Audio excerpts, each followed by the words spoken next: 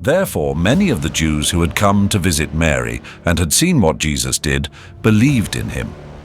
But some of them went to the Pharisees and told them what Jesus had done.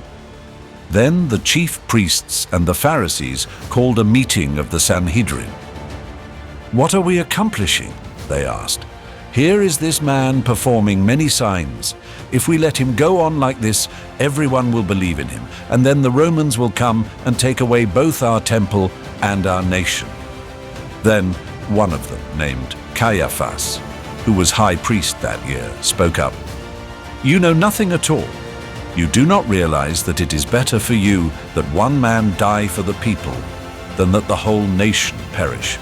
He did not say this on his own, but as high priest that year, he prophesied that Jesus would die for the Jewish nation, and not only for that nation, but also for the scattered children of God, to bring them together and make them one. So from that day on, they plotted to take his life. Therefore, Jesus no longer moved about publicly among the people of Judea. Instead, he withdrew to a region near the wilderness, to a village called Ephraim, where he stayed with his disciples. When it was almost time for the Jewish Passover, many went up from the country to Jerusalem for their ceremonial cleansing before the Passover. They kept looking for Jesus, and as they stood in the temple courts, they asked one another, "What do you think? Isn't he coming to the festival at all?" But the chief priests and the Pharisees had given orders that anyone who found out where Jesus was should report it so that they might arrest him.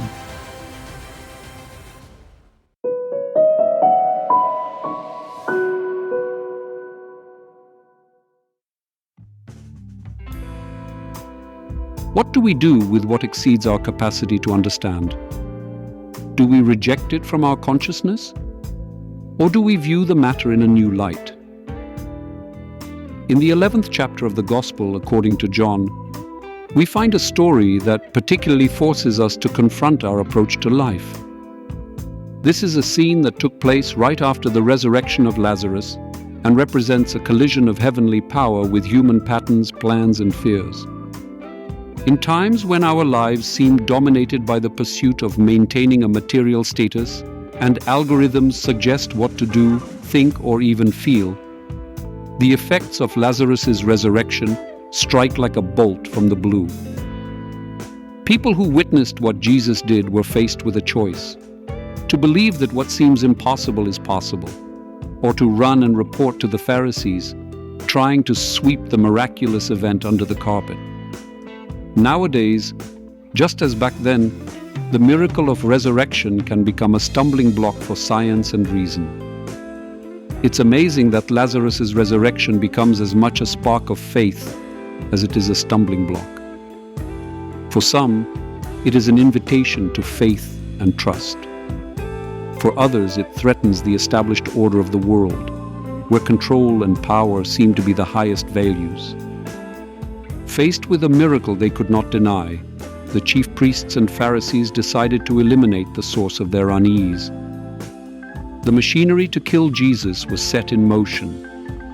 In the actions of the High Council, we find the eternal human tendency to destroy what we do not understand or fear.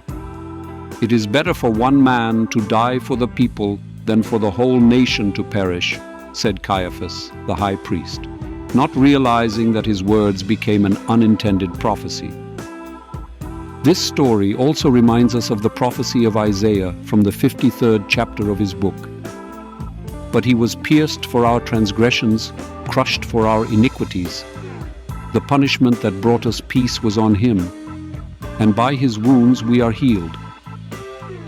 In these words, as in the socially activated machine that would kill Jesus, lies the mystery of our salvation, the victory of life over death, love over hate, faith over fear. In our times, when it seems that all values are relative and truth is a matter of interpretation, the story of the effects caused by the resurrection of Lazarus challenges our perception of the world. Are we ready? like Mary, Martha, and Lazarus, to trust Jesus, even when his ways seem steeply uphill for the world? Do we have the courage to stand on the side of truth, even when the world tries to cover it with a cloak of disbelief and cynicism?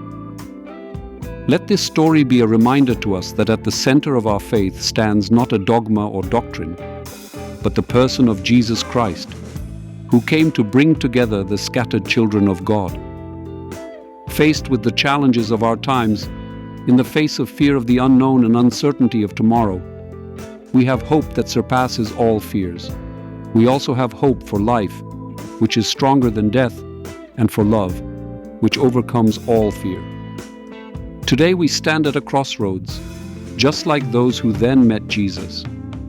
We can flee to the safe but empty convictions offered by the world, or we can, full of faith, follow Christ, choosing a way of life that transcends the boundaries of death and opens the doors to eternity for us. The choice is ours. May God bless us all.